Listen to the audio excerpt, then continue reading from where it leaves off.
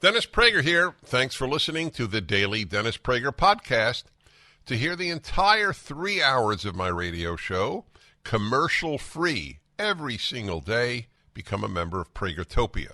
You'll also get access to 15 years' worth of archives, as well as the daily show prep. Subscribe at pragertopia.com. Hello, everybody. Great to be with you. I'm Dennis Prager, and I welcome you to the show. I'm debating what to begin with.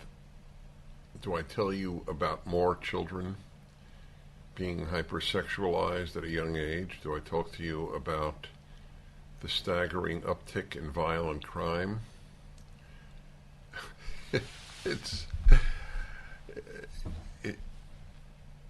My beloved country is in trouble, my friends.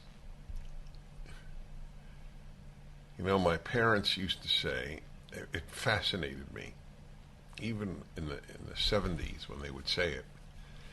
They grew up in the 30s. They would have been teenagers in the 1930s. So my parents born 1918, 1930, they were 12, 1940, they were 22. Perfect. Their entire teen years were in the 1930s. They grew up in Brooklyn, New York. They lived there their whole lives until they moved at a later age to New Jersey to be near my brother and his family. And what blew my mind was when my parents would talk about how safe New York City was in the 1930s when they grew up. And for that matter, I believe the 1940s too, when they would have been in their 20s.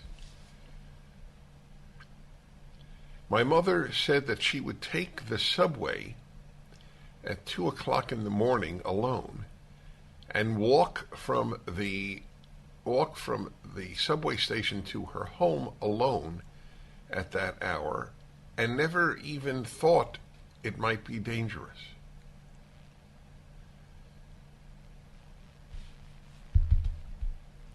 Often the concept of the good old days is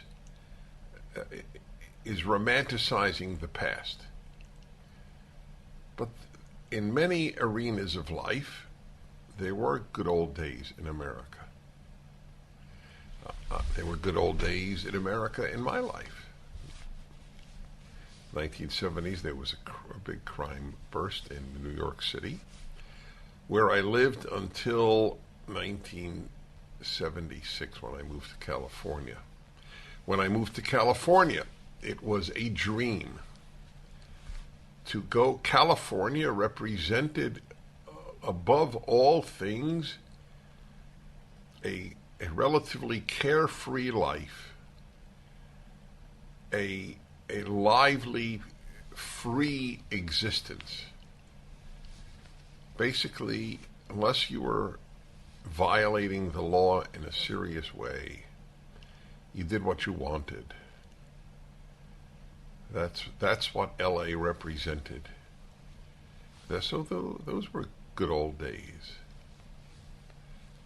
When I talk to Julie Hartman, the 22-year-old remarkable young woman I do a podcast with every week, it's called Dennis and Julie.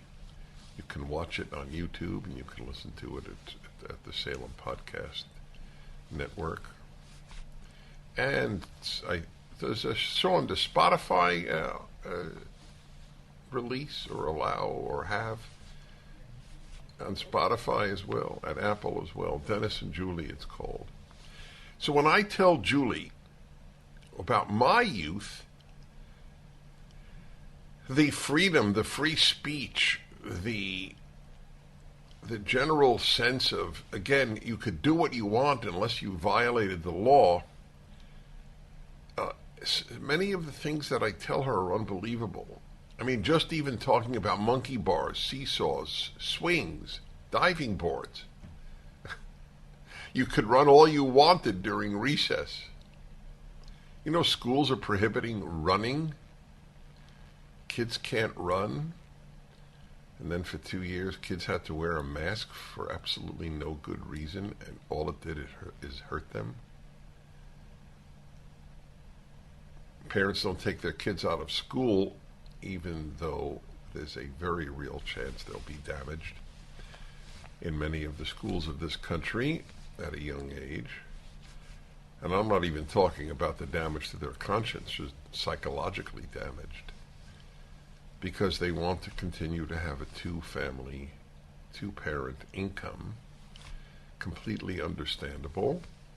But when you will look back on your life and you will see the damage, if it takes place, may not, but it really could, to your child, you will sort of kick yourself. Why didn't I forego income for a period of time or work from home and homeschool my child? Be in my child's life. Let other good kids be in my child's life. But people don't think through the future. There is a great line in the Talmud, the ancient, gigantic work the size of a massive encyclopedia, the second holiest work in Judaism. There is a great line in there, who is the wise man? Because they were preoccupied with wisdom. Who is the wise man? And you know what the answer was? The one who can see what will be born. Yes, that is a big part of wisdom. Asking what will happen in macro and micro. What will happen if we defund police? What will happen is police will be demoralized, criminals will be condoned. Horrible, violent crime is spiking, entirely due to the people who attack the police, physically or verbally or legally. Police are simply leaving. They're held in contempt by the liberal half of this country, not just the left half, the liberal half. This is one of those things that a lot of liberals agree with the left on, that the police are subhuman in general. Not all. They don't believe that about all. They actually believe, ask your liberal, and I mean liberal, certainly leftist, but ask your liberal relative or friend, and do it in a gentle way, how many unarmed blacks you think are killed a year by police. And when you tell them it's in the low 20s, and of course not every unarmed black was not a lethal threat. In Ferguson, the unarmed black was in fact a lethal threat to the policeman. You can certainly threaten people without a weapon. But anyway, how many, whether they were attacking police unarmed or not, how many? About 23. And yet the propaganda of the left is that the police are racist. There was no even charge to Derek Chauvin that he was racist in his treatment of George Floyd. Everybody in America should be required, if you love truth, but truth is not loved, it's not a left-wing value, everyone should be required to see the video of the treatment of George Floyd prior to his death. How kindly they tried to get him into the police car, and he resisted. Context doesn't exist in the George Floyd issue. The beatification of George Floyd is just part of the rewriting of history that is now the pandemic. Oh, there are many pandemics in the country, but that is one of them. Anyway, I talk about the good old days in that sense. I saw Uncle Tom 2. My wife and I watched it 2 nights ago, Larry Elder's film, and the second one in his series. First was Uncle Tom, now Uncle Tom 2. It is so heartbreaking to see the movies and stills of black life in the 1930s, 40s, even 50s, and there was obviously there were terrible laws of discrimination, and yet there was a vibrant black life, family life. I think in the 1930s the black family was more intact than the white family. Can you speak about good old days there while recognizing the evil of Jim Crow laws? I think you can. The Dennis Prager Show. Dennis Prager here to share a product that can help keep everyone more healthy. Cofix RX. Most of us know that viruses of all types are a part of life. What we don't always know are the right products that could be protecting us. So I'd like to tell you about Cofix RX and its doctor-approved secret ingredient. As a safety measure, many doctors and nurses have been using iodine to swab their noses for decades. Iodine has been in use since 1811, and 96% of us are iodine deficient. Using Cofix RX antiviral nasal spray with povidone iodine is a smart way to stay healthy. Cofix RX is made right here in the USA. It's simple to use. You spray it up your nose, and the iodine destroys germs and pathogens where they multiply in the nasal cavity. Check out CofixRx.com. That's COFIXRX.com for a retailer near you, or use the coupon code Prager for 20% off at CofixRx.com. Yes, the deliberate division that was done by people who want to hurt this country. The people who hate this country understand that it can't be destroyed externally. It can only be destroyed internally, as indeed they are doing. The puzzle is not that there are people who want to wreck the United States and the West. The puzzle is that there are decent people who vote for them. How can you remain so willfully ignorant of the destruction being wreaked upon America by the left and then vote for the party of the left? How can you do that? There's only one explanation, but there is one big explanation. The propaganda works that Republicans will create a theocracy or a dictatorship. But we had Republicans in charge under Donald Trump, and it was a freer country than now. You know, I just got this in. This is like, it's almost beyond belief. So Mike Lindell, coming out of a restaurant, was picked up by the FBI. They took his phone. Make a public scene of it. He was just leaving a Hardee's, having some food to eat, and they took his phone. The FBI took his phone. Why?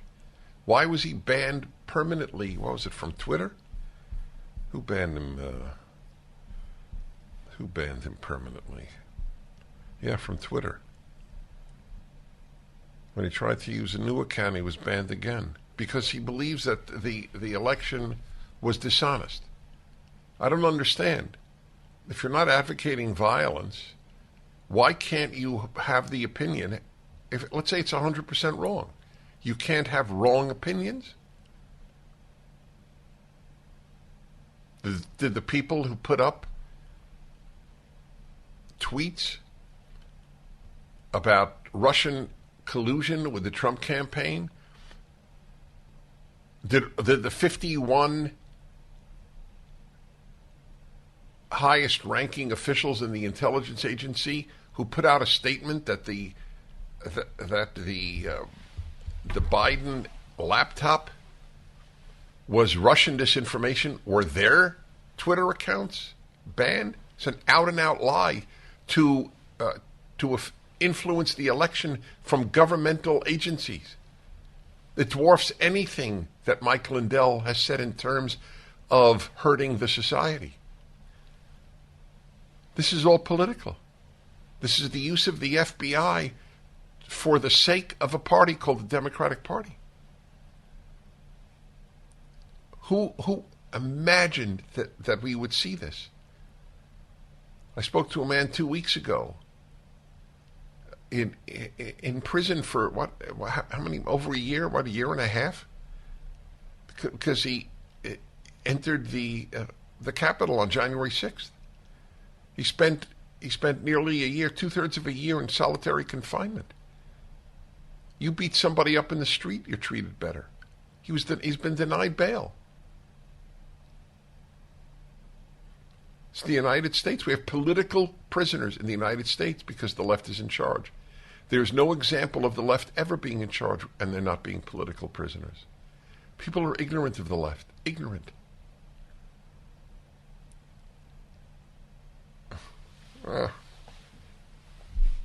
These are really, really dark times. I don't say they'll be dark forever. I am maintaining my normal, cheerful countenance in life. But it's heartbreaking to see something good smashed. It's like a beautiful painting with flaws in it, of course, because humans are involved. It's like watching a beautiful painting being cut up. That's my analogy to what the left is doing to the United States of America. Kalamazoo, Michigan. Scott, hello. Hello, my friend. Shalom. Happy Wednesday. Thank you. I'm just listening to you, and I'm thinking about how much you inspire me. I do. It's like a podcast. I'm not on any podcast platform like YouTube and a lot of little cities around Michigan. And I talk about the Jewish roots of Christianity. And when you start talking about things about the Talmud, like who is the wise man, the one who sees what will be born, like things like that inspire me. I also published a book because of some of the principles, like you were just talking about Larry Elder and unarmed blacks being killed. So I wrote a book about Shadow of Shaddai, the image of the God King, and about if we would teach our black kids about these type of cultural traditions, being married increases you 80% as far as financial. It's the equivalent of having a 6-year degree, even if you're just out of high school. It's just not to just want to sleep around, but to actually, invest in a kid and they'll grow up and have infinite potential of not going to jail. That's right. You're a good man. Keep preaching that stuff, and I thank you. I don't see a solution to any of the major problems of this country without a return to biblical wisdom. I cannot. That does not return to saying, you know what, the Ten Commandments are divine commands about a moral life. You just say that, and you could start defunding the police. For every 1 million Americans who would adopt that view, God told me not to steal, you could probably get rid of X number of policemen, X number of jail cells. There is no other solution of which I am aware. History repeats itself, and we're seeing that play out with inflation. When Jimmy Carter took office in the late 70s, gold sold for $140 an ounce. By 1980, the price of gold topped out at $870 an ounce. If today's market performs like it did when Carter was in office, the price of gold could skyrocket from $1,800 an ounce to $9,300 an ounce. This is Dennis Prager for AmFed Coin and Bullion. Don't miss out on a great opportunity to purchase precious metals while the prices are still stable. If history repeats itself, we'll see a run on gold, silver, and platinum that will certainly drive up prices. Be smart and buy now, as I am. At AmFed, you're dealing with specialists who provide you with personalized attention, honest information, and sound advice. You'll never be pressured into buying outrageously priced so-called collectible coins or anything that you don't need. Take advantage of today's prices. AmFed Coin and Bullion, 800-221-7694. AmericanFederal.com, AmericanFederal.com. Hey, everybody. I've been looking forward to this for quite some time. I'm speaking to Will Witt. So if you don't know Will Witt, you're in the minority in this country. Will Witt, for years, was one of the most popular presenters, influencers at PragerU. I'll tell you how much I know that, because people would see me at airports and restaurants, and very often they go, "Do you know Will Witt?" And my stock rose when I would say, "Yes, I'm actually quite close with Will Witt." You can see his videos, of course, at PragerU. He has now left PragerU, and we miss him, and I suspect he misses us, but he's doing great things in Florida, truly wonderful things. He is the editor-in-chief of the Florida Standard, and we're going to talk about that in a moment. His video is up for PragerU this week. Who cares about illegal immigration? So first, hello to you, Will, in Florida. Hey, Dennis, and you are right. I miss you. I miss some people from PragerU more than others, but I definitely miss you. There was always this great ribbing of the other folks. I love when I do that every so often. I will be with the group and go, I really like most of you. Yeah, most. Yeah, exactly. That's right. Guessing this. That's right. So, but you moved from California to Florida. You went from a place that is moving toward a police state to a free state. Let me talk to you first about that. Do you feel that in daily life? Oh, yeah. I mean, it's not even close. I remember being in California and going on Twitter or something and seeing that, COVID cases are rising in California, and I would get this pit in my stomach that would say, oh, man, we're going to lock down again. We're going to have masks at the supermarket again. And now I'm here in Florida, and I'll see something like that on social media, and I'm never worried. I live out kind of in the countryside in Tampa, and it's like a whole different world out here. And not even just because of COVID stuff and economic reasons, but just the way that people view each other, the sense of community that's here, the God-fearing nature of a lot of people who are out here. It's just, as much as I know PragerU, you guys are in California, everything like that, I urge every conservative to move to the state of Florida and make this place just a conservative, Judeo-Christian stronghold, because it is really... that is the argument. I know Dave Rubin, who's in Florida, also moved from L.A. Dave Rubin's argument for DeSantis just remaining governor is he could do more good making one great state than even as president, were he to be elected. So I understand your sentiment. If there could be this model of what conservative rule does for people's happiness, liberty, and safety, I think that Florida could serve that role.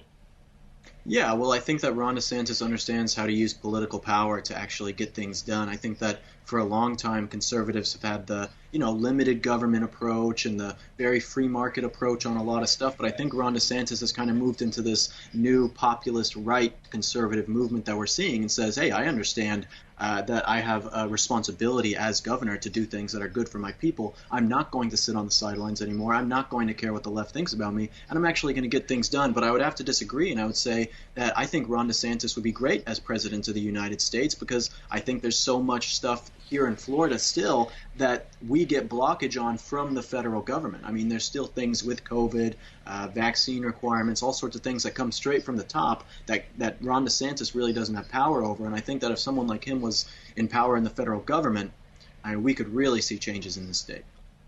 That's an excellent argument. I wasn't arguing that he shouldn't run. If he were president, it would increase my health, and I'm very healthy to begin with. I would love it.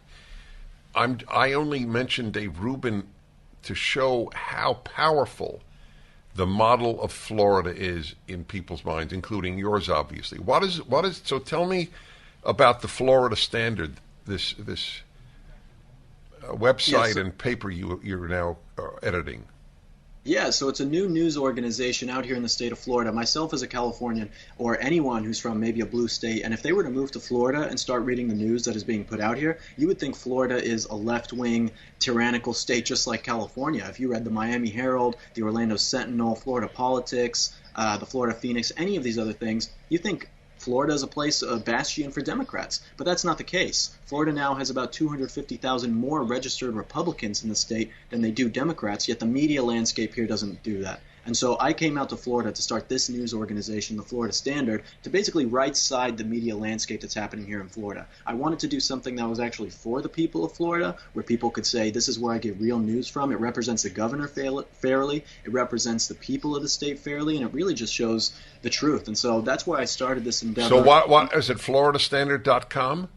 It's the flstandard.com. All right.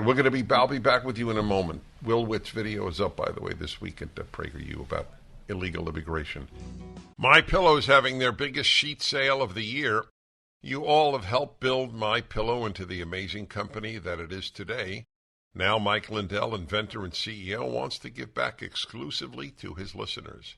The Percale and Giza Dream bedsheet sets are available in a variety of colors and sizes, and they're all on sale for as low as $29.98 with our listener promo code. Order now, because when they're gone, they're gone. The Percale and Giza Dream Sheets are breathable and have a cool, crisp feel. They come with a 10-year warranty and a 60-day money-back guarantee. Don't miss out on this incredible offer. There's a limited supply, so be sure to order now. Call 800-761-6302. Use the promo code Prager. Or go to MyPillow.com, click on the radio listener square, and use the promo code Prager. Yes. Go on. Hi, everybody. Dennis Prager here with the Male-Female Hour. I think it's the most honest talk about men and women in the media at this time.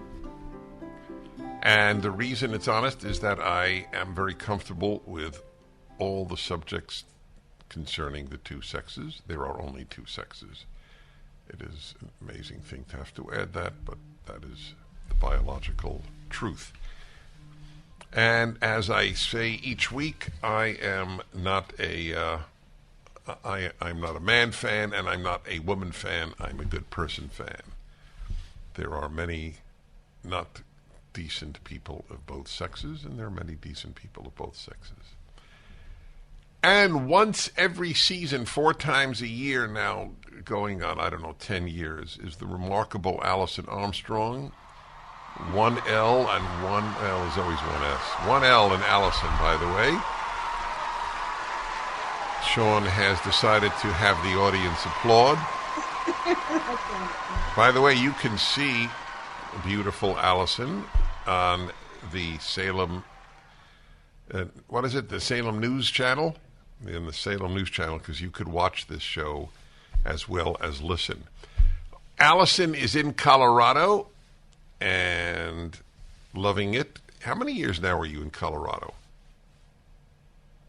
Full-time 9 years. Wow. We bought our house in 2007.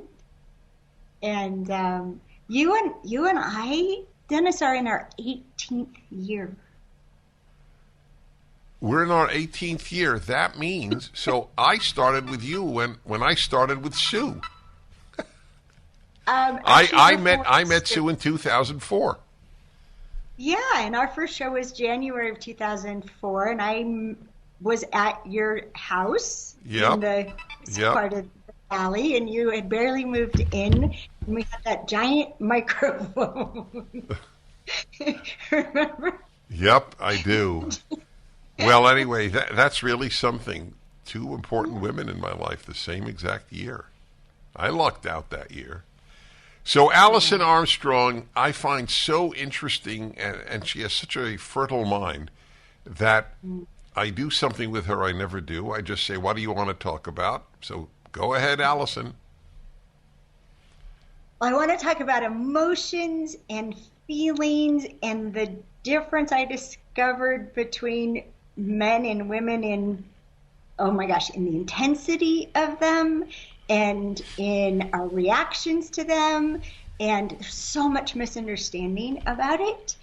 And it happened because last week, Dennis, I was doing an interview in Cape Town, South Africa, because I finally published the audiobook of the Queen's Code, which I read myself. I wouldn't let anybody else read it because you might remember this. I didn't actually write the Queen's Code, which is kind of interesting for a book that's in the top 0.5% of sales on Amazon out of 9 million books in Kindle.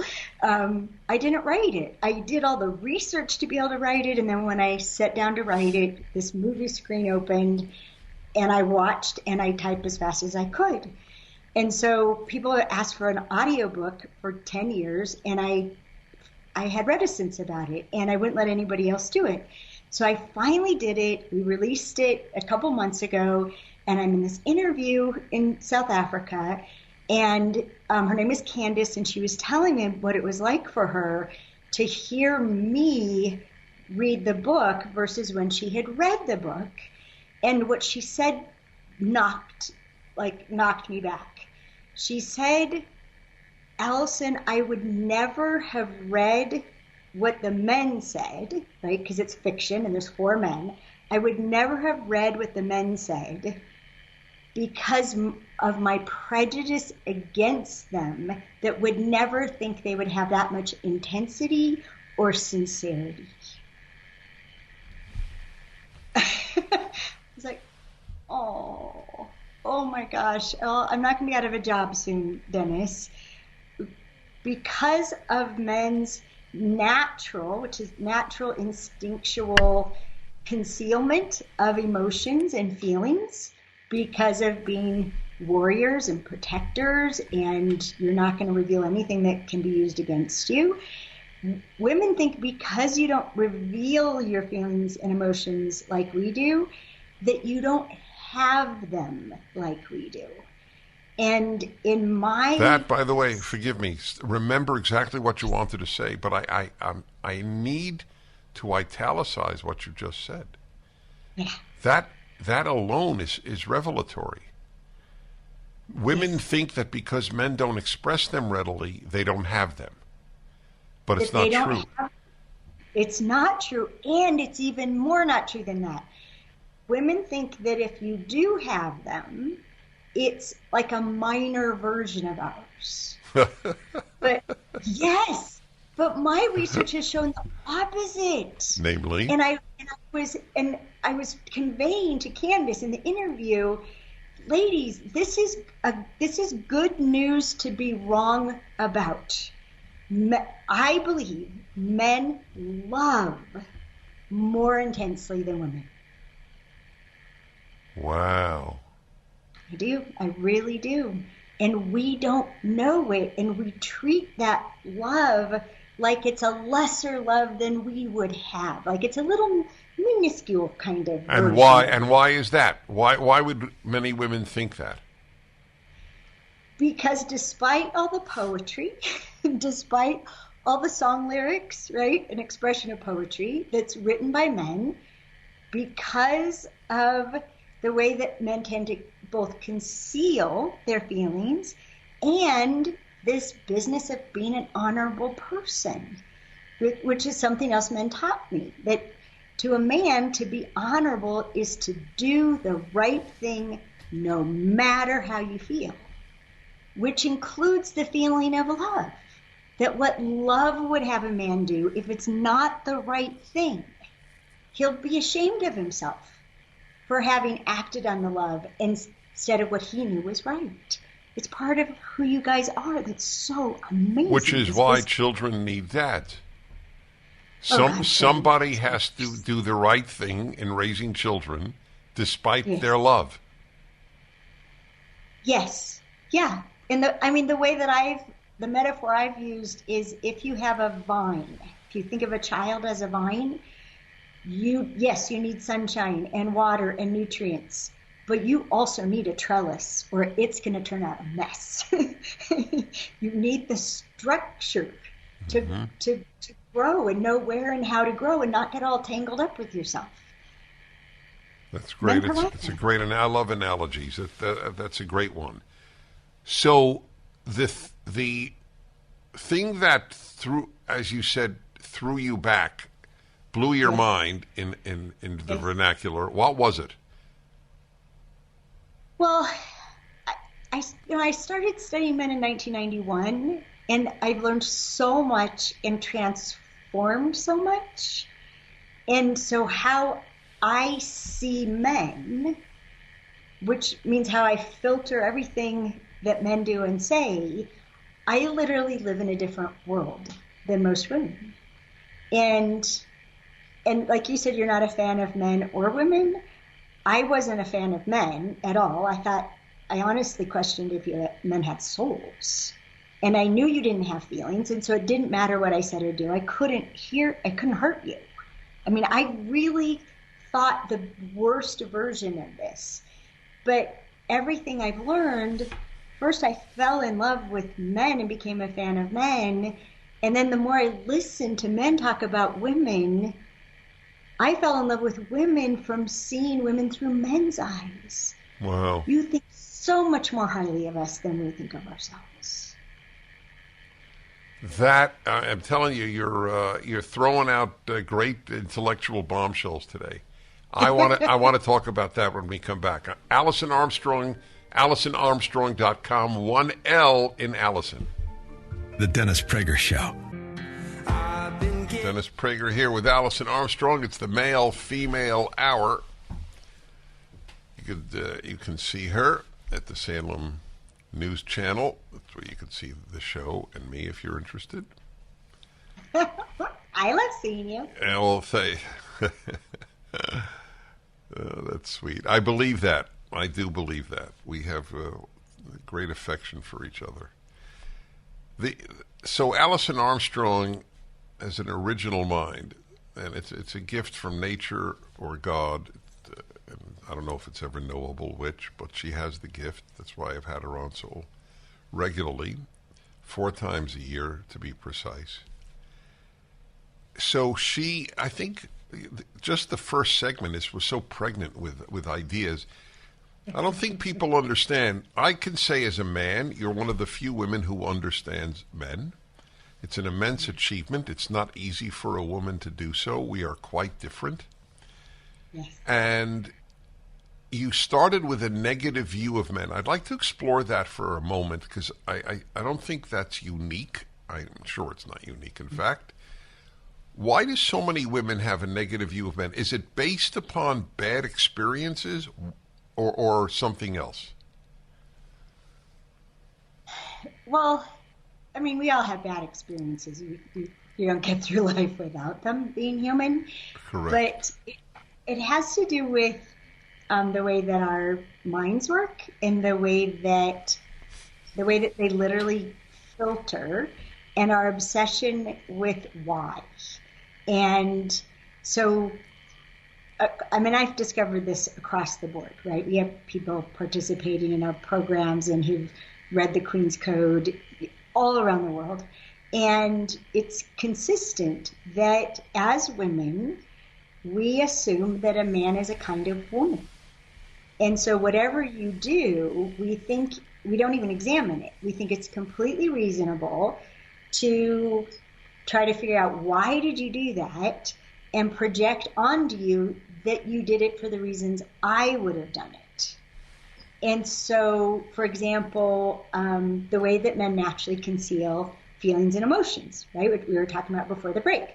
Well, a woman will think the only reason you would conceal them is if you didn't care enough about me to share them, or you don't have them to share, right? Or that they're, like we were talking about, they're just little tiny versions of the feelings and emotions I have. But we do this with everything. If you don't call me when you said you would, it means disrespect, or you don't like me, you don't love me anymore, I haven't been mysterious enough to keep you attracted. I mean, we literally make up so many things about why men do what they do, and most of them come down to, if you cared enough, if you loved enough, if you respected me enough, you would have done what I do. and therefore you must not love, care, and respect me enough. And we talk about this in the Queen's Code. In the beginning, for a long time with a man, we'll think that there's what's wrong with me. I must not be perfect enough for you to love me, respect me, or care about me, depending on the context, right? Like including work and business and friendship, family. I must not be perfect enough. So I'll work on myself. What's wrong with me? How can I be more perfect so that you treat me perfectly? And then we get to a point, most women get to a point where we can't take it anymore. The self-criticism is so brutal, and we've tried so hard to change ourselves to make you act like a woman that we finally decide, you're broken. You don't act like me because you're broken. You're defective, or you've been damaged by your mother, your ex, your experience in such and such. And it's all what I would call false cause. So what I found out was I wasn't dealing with men. I very rarely dealt with a man. I dealt with what I thought he was, expected him to be, and literally punished him when he wasn't. Why did you decide that maybe that's not accurate? Well, I was in a seminar at Landmark Education in 1991, and my friend, and this is depicted in the Queen's Code, a friend and colleague stood up and asked the man leading the seminar, why is it that men are so wonderful in the beginning? And I'll give you the short version, and then turn into sports watching, pizza eating couch slugs. Why is that? And his name's Herb Tanzer, and his response to her was, oh, I see, you're a frog farmer. And she's like, what? This is about 120 people. And he said, some women turn frogs into princes. You, my dear, turn princes into frogs. Wow. And yeah, and she blew it off. My world was rocked. I had a vision of rows and rows of frogs with little human heads, and they were all the men that I had intentionally provoked, because I had decided men were con artists who would act all wonderful until they caught you. So I would literally do the equivalent of kicking the dog and be shocked at how men responded to me and all the ways I took their power away, emasculated them, put them off balance. I used everything, Dennis. I still am. I'm ruthless. I was just ruthless in a bad way then. Now I'm ruthless fighting for people's freedom. But I tried so hard to change men, right? I'd been married and divorced in relationships, and every single one turned out the same way. And at some point, we got to see who the common denominator is. Common denominator. You. Common denominator. Me. And so unbelievable. His implication that a woman could bring out the worst or the best. You really do need to write even a short book. I used to dislike men. That should be the working title. Back in a moment with Alison Armstrong. This is the Male-Female Hour on the Dennis Prager Show.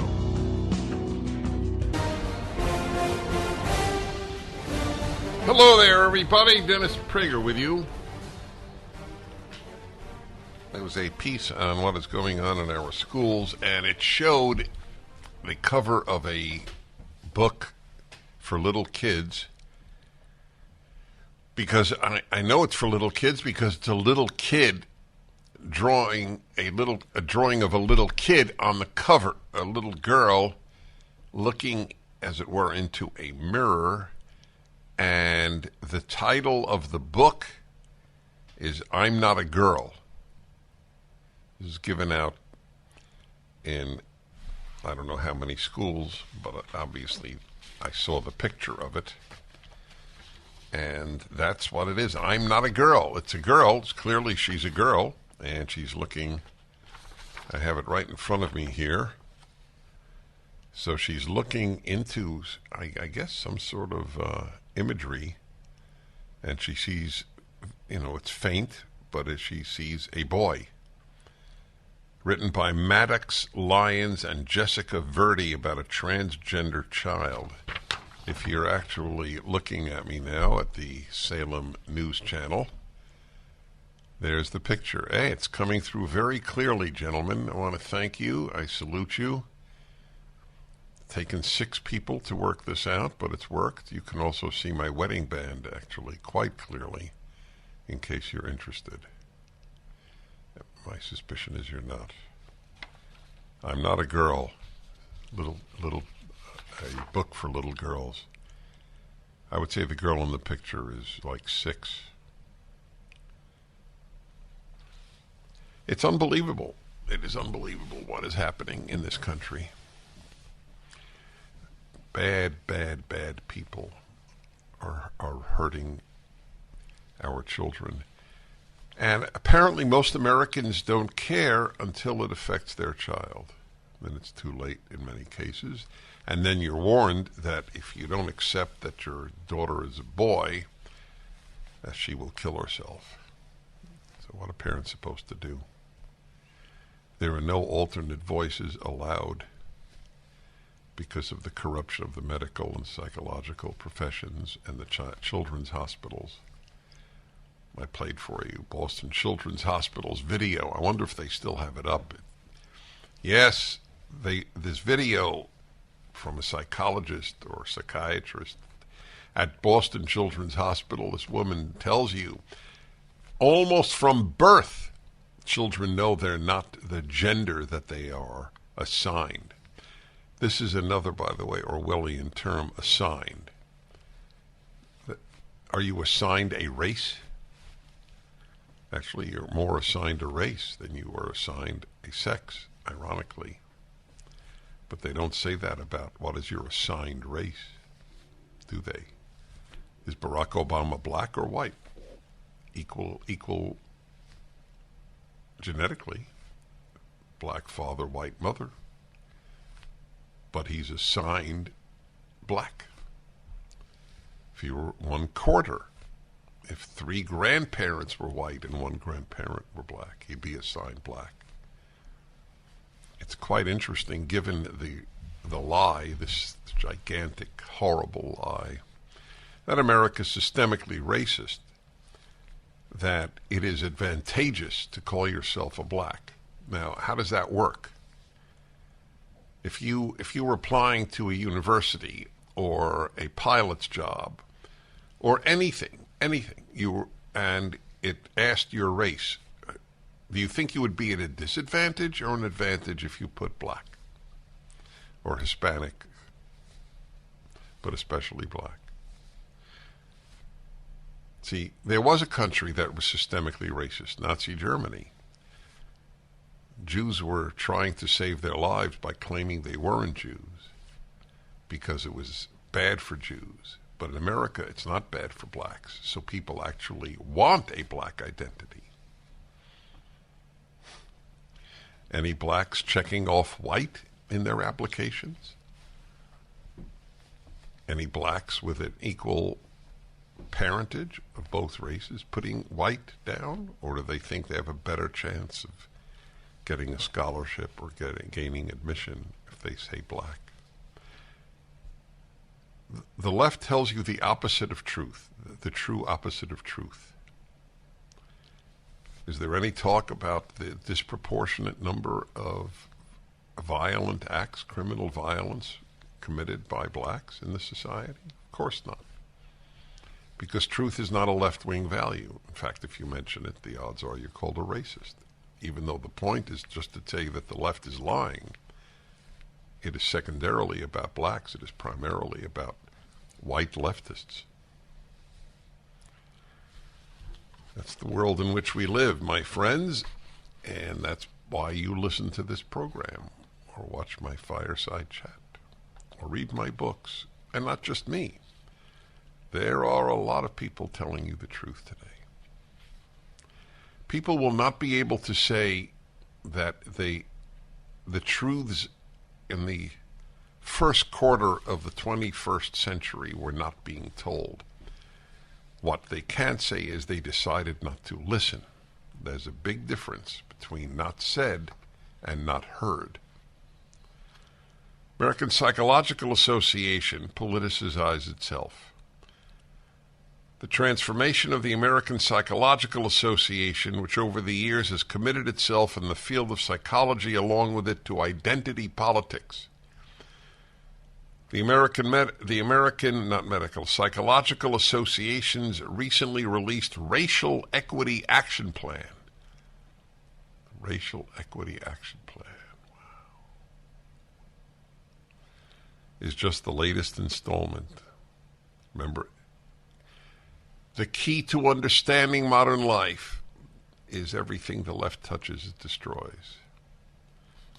Now it's the turn of the American Psychological Association to be a net bad in American life.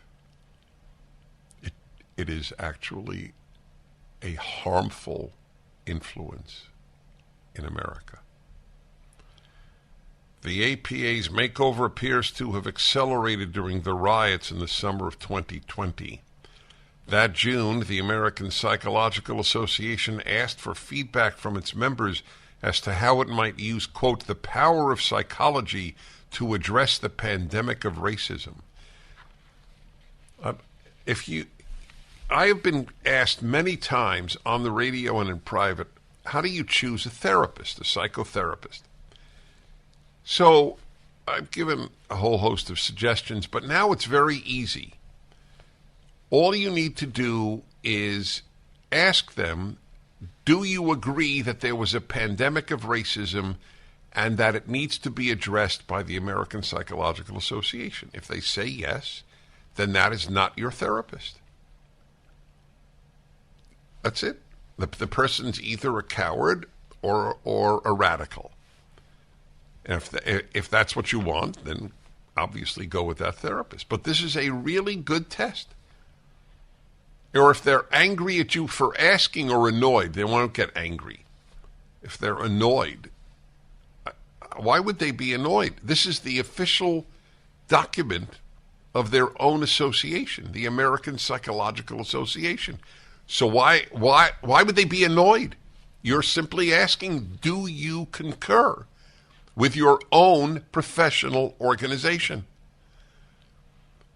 In April 2021, the APA released its Equity, Diversity, and Inclusion Framework, a document laden with concepts from critical race theory and enjoining members to, quote, this is what all psychologists should do, embed equity, diversity, and inclusion throughout all aspects of our work.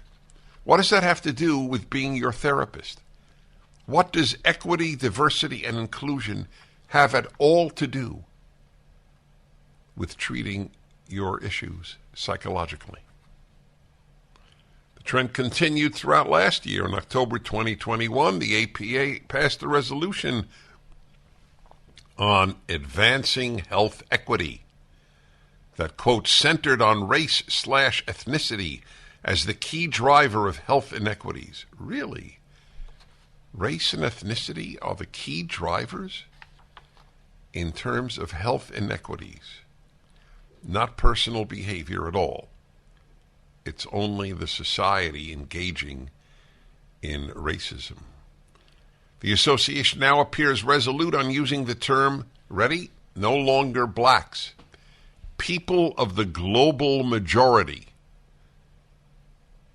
Quote, an alternative collective term for people of color.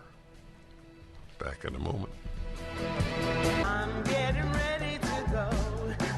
I was reading to you about the American Psychological Association. It's very important. I said this about doctors. You should ask your doctor if he or she, a prospective doctor, or even one you're seeing,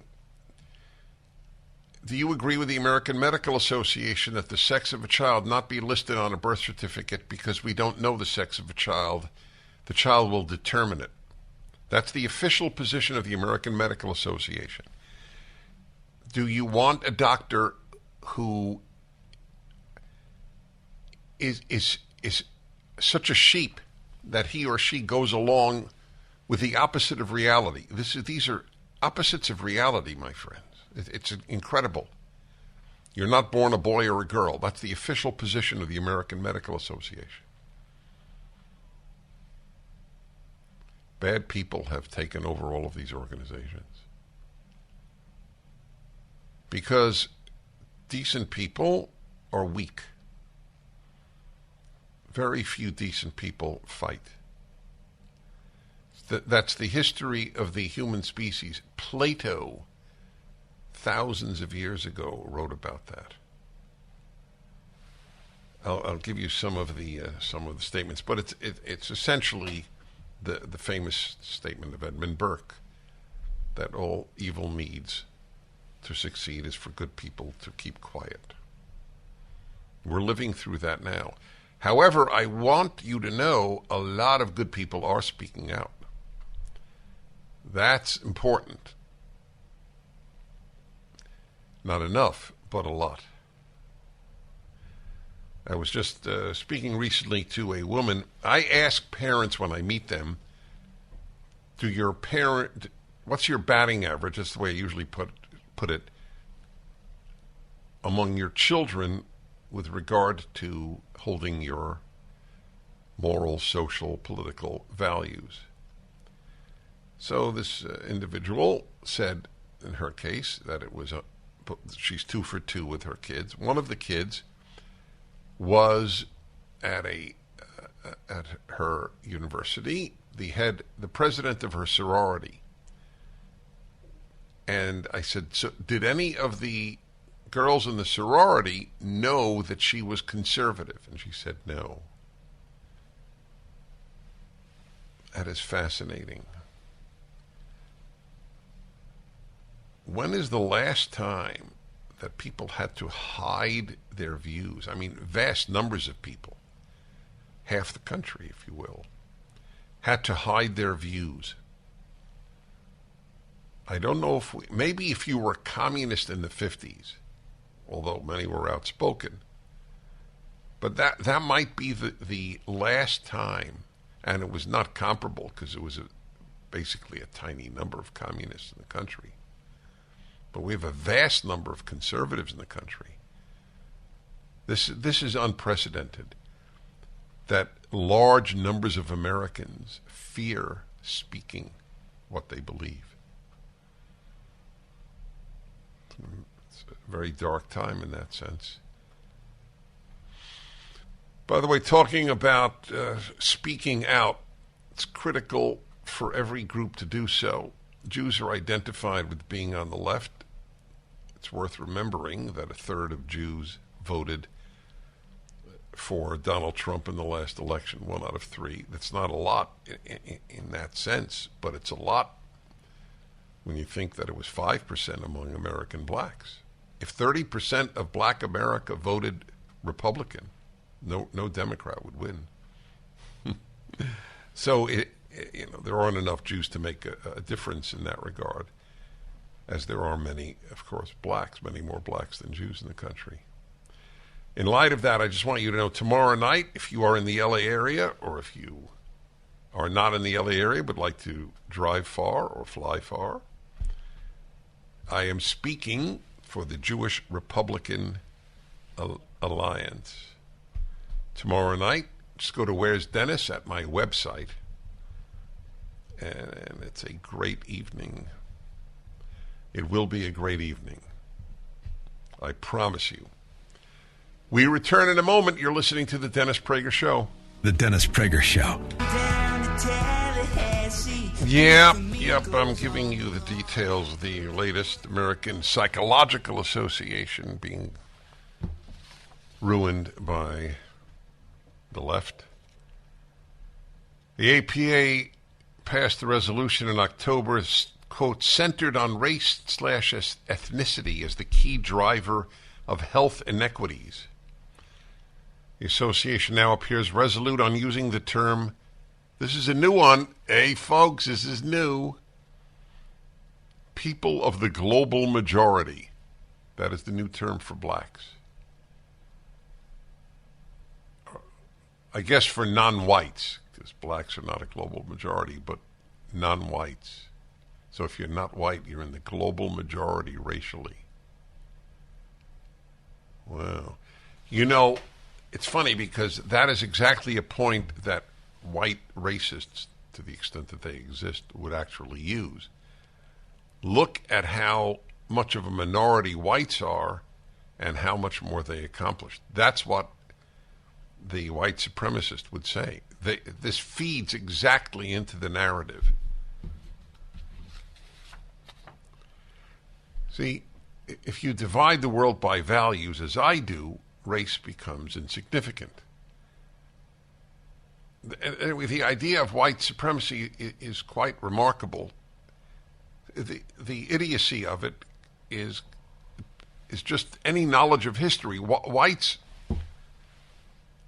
did some obviously great things in building Western civilization, and Stalin was white, and Hitler was white, and Mao was not white, and so what's the difference? The world is divided by values, not by race. Left-wing values are evil. Always have been. Why people are attracted to evil is a puzzle that I have never fully unraveled. The record of the left is so despicable in terms of murder, enslavement, torture, totalitarianism, destroyed lives, and yet, people flirt even with communism. I'm not talking about the record of the liberal, I'm talking about the record of the left. So that's it. I see. People of the global majority. It's an alternative collective term for people of color that does not center whiteness. That's right. So if you say someone's not white, then you're centering whiteness. If you say someone is part of the global majority, you're not referencing whiteness. That is what the American Psychological Association said. Do you understand what this all is about to a large extent? It is an attempt to fight evil that doesn't exist or barely exists. It gives empty people meaning. So talking about empty people, let's play. How much do we have left in this segment? Good. Let's play more of the attack on me. What is it on the slave owner thing? It's so worth playing the whole thing. It's precious. This is a left-wing podcast called The Young Turks. The intellectual depth of these people comes through very clearly, and it's somewhat helpful to our cause to play them. So I don't remember, obviously, everything that they said. There were some real corkers in there. Oh, yes, that's right, yes. I was called a Christian. You won't allow me to say it, right? Don't say it. A Christian blank kisser. Fill in the word. Isn't that something? First she said I was a Christian. It's a male and a female. I think that's their preferred pronouns. I haven't established it. Yeah. I actually think that death of Christianity is the death of America, and I'm a Jew saying it, so I am therefore a Christian butt kisser. This is the intellectual depth I was referring to of the left. These are people popular on the left. The moment you think deeply, you leave the left. It is not possible to think deeply and be a leftist. You can be a liberal, you can be a conservative. Not all conservatives are deep, but there is no depth in leftism. It is an emotional outburst of give me meaning, give my empty life meaning. I don't have love of country, I don't have love of God, I don't have love of religion. So I have to fill that void.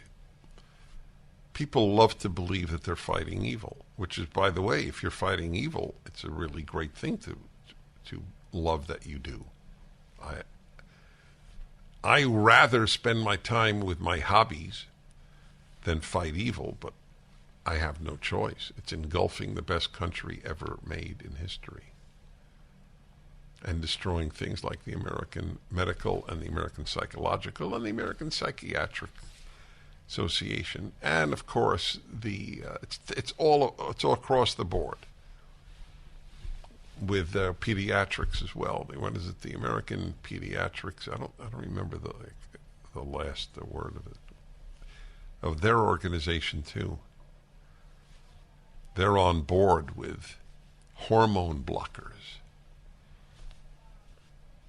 God, to give that to 12-year-olds. The perversion of medicine that is taking place in the world of pediatric medicine. Yes, American Academy of Pediatrics, that's it. Well done, Sean.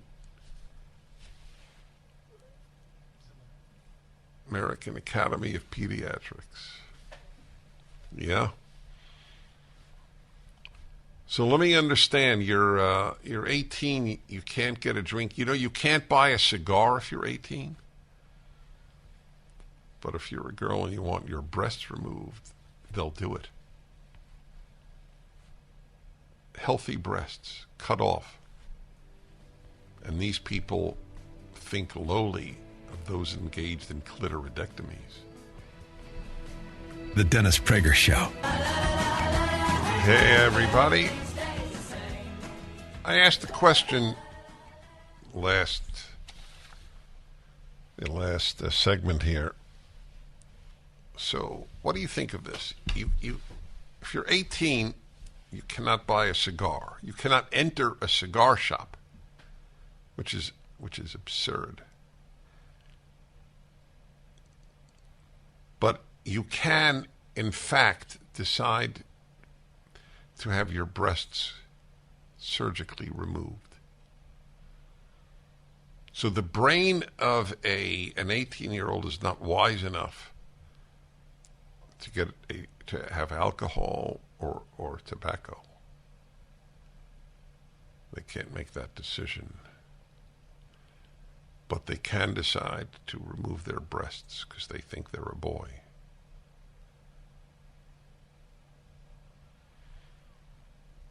I ask myself almost on a daily basis,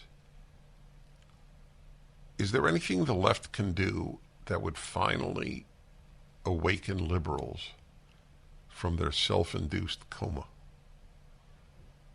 And I have to answer, I think there is nothing. Liberals are the problem, not leftists. Every society has evil at some point. That liberals will continue to vote for the Democratic Party in places like Chicago or Los Angeles, any big city, for example. The violent crime in Chicago is astonishing.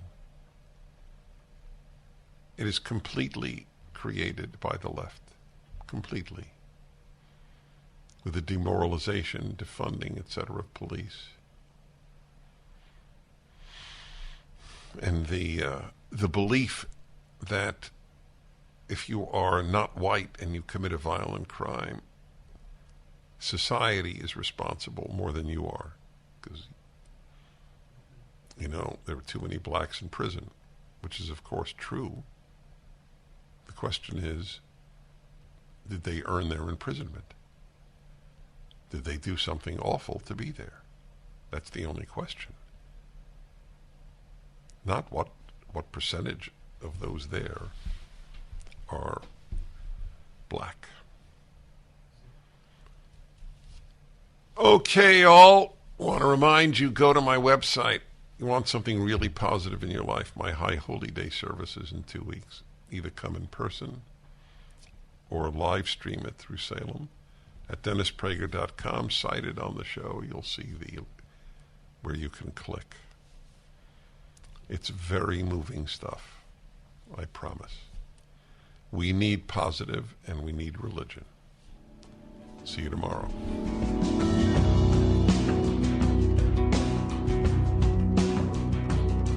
Dennis Prager here. Thanks for listening to the Daily Dennis Prager Podcast. To hear the entire 3 hours of my radio show, commercial-free, every single day, become a member of Pragertopia. You'll also get access to 15 years' worth of archives, as well as the daily show prep. Subscribe at PragerTopia.com.